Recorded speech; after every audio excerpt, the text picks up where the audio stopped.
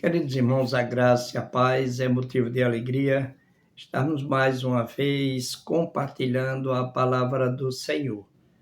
E antes de ler o texto, eu quero avisar a cada um de vocês que esteja aí compartilhando, se inscrevendo aí, tocando no sininho, para que possamos levar esse evangelho a mais pessoas.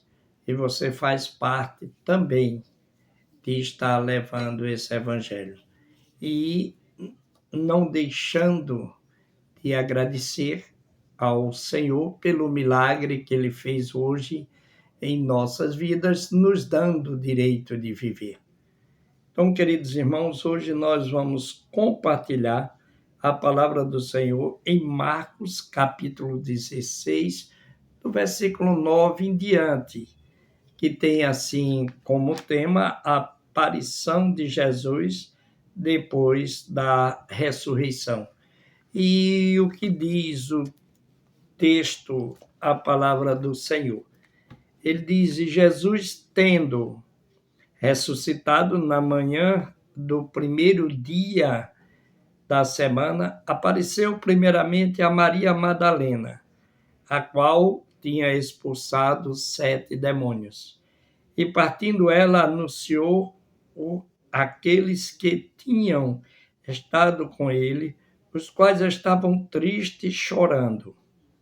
E ouvindo eles que Jesus vivia e que tinha sido visto por ela, não o creram. E depois manifestou-se em outra forma a 2 deles que iam de caminho para o campo. Finalmente, e o versículo seguinte ainda diz: e indo estes, anunciaram-nos aos outros, mas nem ainda estes creram. Finalmente apareceu aos 11, estando eles assentados juntamente, e lançou-lhes em rosto a sua incredulidade e dureza de coração, por não haverem crido nos que o tinham visto já ressuscitado.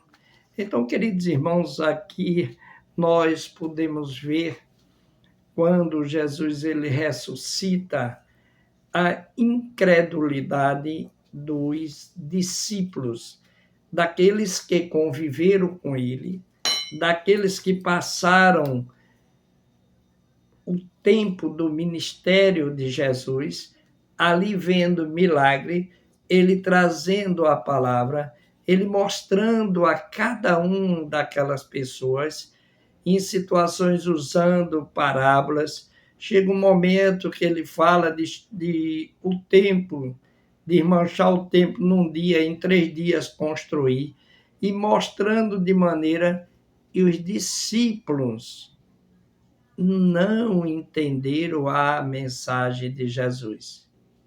Depois que nós estamos lendo o texto, é que nós vimos realmente que eles conviviam, mas eles não estavam entendendo o porquê que Jesus estava naquele momento. E um ministério pequeno. O ministério de Jesus foi apenas de 3 anos, porque 30 anos era a época que era de maior, quando ele poderia, pela lei, estar ali andando à vontade, pregando o evangelho, que era a idade maior, e até 33 anos. Então foram 3 anos de ministério. Interessante que a gente vê aqui, o primeiro versículo, a gente já vê que Jesus não tem acepção por pessoas. Você veja a quem primeiro ele aparece: a Maria Madalena, a qual ele tinha expulsado 7 demônios. Primeiramente, ele aparece a ela. Era o desespero das mulheres de Maria, mãe de Jesus também, e as outras que ali estavam sempre convivendo, e ele pede que avise. Mas a gente vê que o versículo seguinte, ele diz, partindo ela, anunciou àqueles que tinham estado com ele, os quais estavam tristes, chorando. E ouvindo eles que Jesus vivia e que tinha sido visto por ela, não creram. Então vocês vejam, queridos, que naquela época já existia a incredulidade, já existia o não acreditar. E interessante que era daquelas pessoas que conviviam, que viviam ouvindo a palavra, que acompanhava os milagres de Jesus, e como ele sempre explicava, mas o entendimento que traz era que entrava no ouvido, saía no outro, e não havia entendimento. Então, vocês vejam essas pessoas que conviveram. E hoje, em pleno século XXI, como é que estão essas pessoas que não viram a Jesus? Só escuta as palavras ou os estudos em EBD, quando vão para a igreja, raramente quando lê a Bíblia.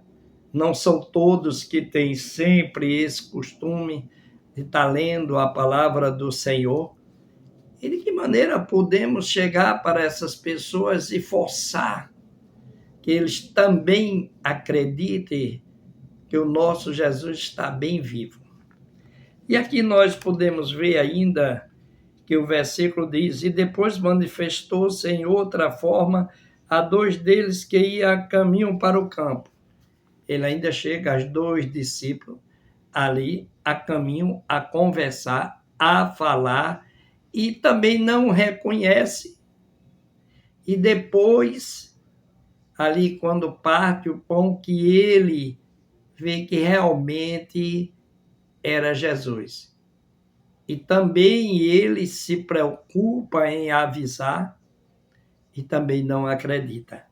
E chega um momento que Jesus vê que se fazia necessário logo que tivesse esse contato, porque eles estavam em desespero, porque eles estavam escondidos. Mas isso já tinha dito por Jesus, que eles iam se dispersar, que eles iam se afastar, que Pedro negaria 3 vezes aí antes do galo cantar. E tudo isso aconteceu. E eu não sei o porquê do não entendimento. E por que também tantas pessoas, no momento, não entendem o que se é pregado? Eu dou graças a Deus por diversas religiões, ou melhor, por diversas denominações. Eu sempre vejo a minha opinião, não sei se a dos ouvintes, alguns pastores que escutem também essa mensagem têm esse mesmo ponto de vista meu, é que essas denominações é para que ninguém se perca. Eu sou da Convenção Batista, outro pentecostal, outro Assembleia de Deus, presbiteriana, congregacional e outras. Então, se não se dá bem uma, vai para outra, e assim que as pessoas procurem ser alcançado e ter a salvação. Porque primeiro, para ter a salvação, tem que aceitar a Jesus como seu único e suficiente Salvador. Não é conviver, é aceitar, ter a certeza, ter a plena confiança que o nosso Jesus está muito vivo. E a gente vê aqui ainda no versículo seguinte que diz, finalmente apareceu aos 11, estando eles assentados juntamente, lançou-lhe em rosto a sua incredulidade, a dureza de coração, por não haverem crido nos que o tinham visto já ressuscitado. Então vocês vejam que Jesus ali, ele chama a atenção, ele tinha mandado, ele tinha avisado, ele já tinha avisado aonde se encontraria, mas mesmo assim não acreditavam. Então ele repreende, ele chama. E depois, queridos, a observação que Jesus faz a todos ali é quando ele diz: E disse-lhe, ide por todo o mundo, pregai o evangelho a toda criatura. Quem crê e for batizado será salvo, mas quem não crê será condenado. Então, a nossa obrigação como cristão é trazer a palavra. É você fazer a sua parte. É você ir pregar o evangelho a toda criatura. Aqui não diz quem são tipos de pessoas que você deve ou não evangelizar. Aqui é no modo geral, é a obrigação do cristão. E vocês vejam, queridos irmãos, que Jesus, ele mesmo depois da ressurreição, ele mostra o momento a quem as pessoas ele aparece, ele tem esse encontro. Se você ler mais o texto também, você vai ver que ele tem um segundo encontro pela falta também de Tomé, que ele não estava presente no primeiro encontro. E aí, queridos irmãos, é isso que precisamos entender. Só Jesus Cristo salva. Nós estamos em pleno século XXI, com muitos meios para que possamos conhecer a palavra do Senhor.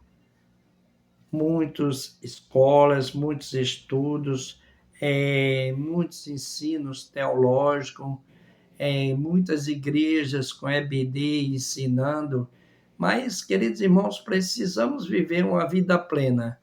Interessante que eu vi quando ali Davi, em 2 Samuel 7,16, que diz o seguinte: quanto a você, a sua casa e o seu reino serão firmados para sempre diante de mim. O seu trono será estabelecido para sempre. Então veja o seguinte, isso Deus estava dizendo a Davi, também está servindo para cada um de nós. O plano de Deus em nossas vidas é para que seja para sempre. Quem tira esse direito somos nós. Somos nós. Precisamos ter uma vida espiritual dedicada ao Senhor. Precisamos ter uma vida plena em comunhão com o Senhor. Como é que está a sua casa? O templo sagrado do Senhor. Não é a casa, 4 paredes, não. É você. A casa é você de Jesus. Como é que está você? É isso que ele quer saber.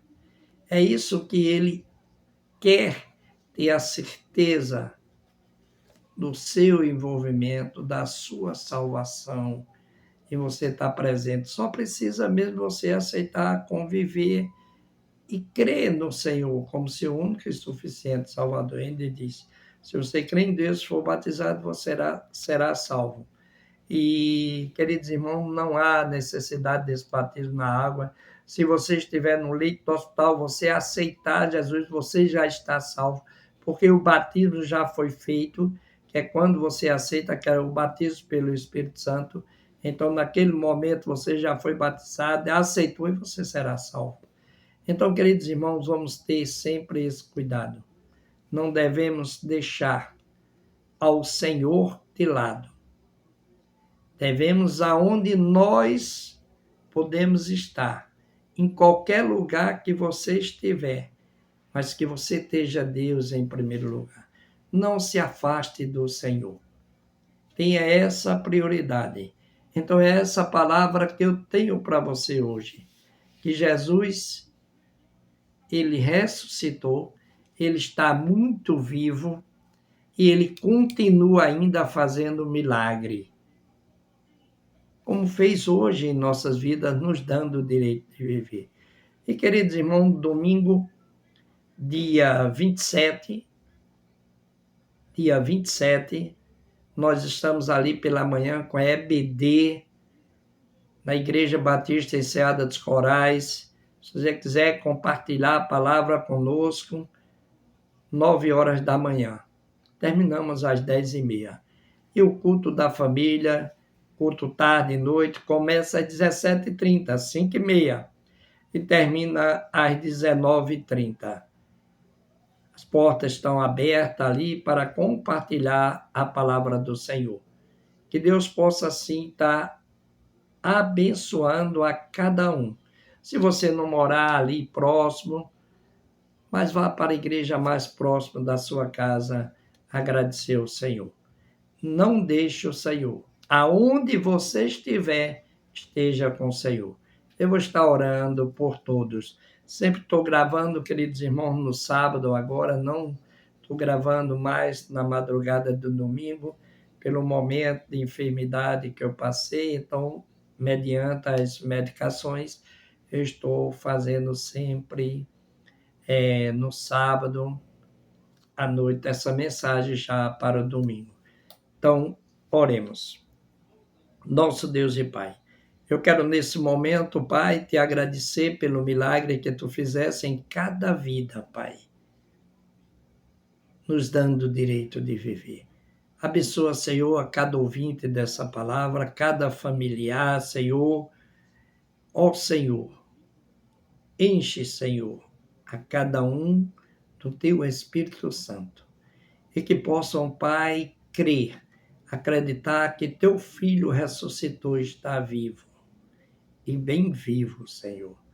Eu quero, Senhor, entregar em tuas mãos cada ouvinte dessa palavra.